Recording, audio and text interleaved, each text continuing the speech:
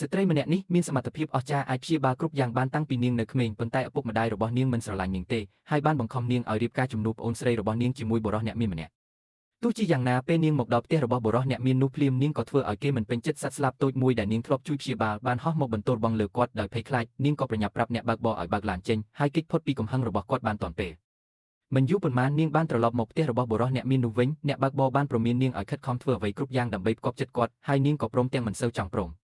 បន្ទាប់ពីអ្នកបើកបរចាក់ចេញនាងមានគម្រោងបំបីការភ្ជាប់ពាក្យនេះនាងដើរចូលទៅក្នុងបន្ទប់របស់បុរសអ្នកមានហើយឃើញពានរង្វាន់ជាច្រើនទើបដឹងថាគាត់ជាមនុស្សពូកែម្នាក់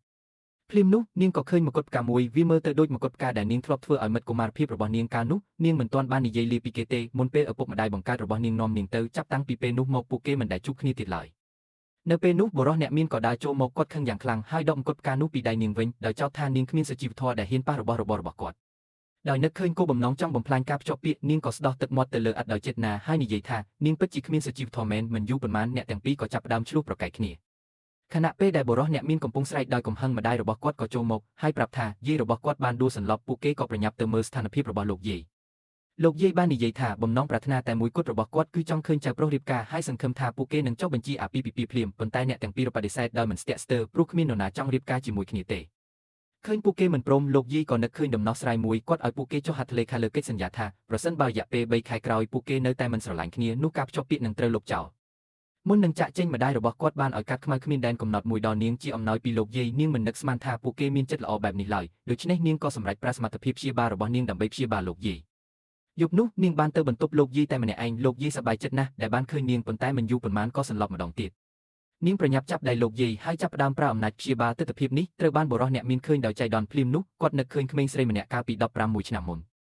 កាលនោះម្ដាយរបស់គាត់រវល់ពេកមិនសូវមានពេលថែទាំគាត់ទេហើយបានបញ្ជូនគាត់ទៅមណ្ឌលសម្រាប់ព្យាបាលក្មេងស្រីនោះជាអ្នកដែលនៅក្បែរគាត់រាល់ថ្ងៃហើយបានព្យាបាលជើងរបស់គាត់ដោយសមត្ថភាពពិសេសរបស់នាង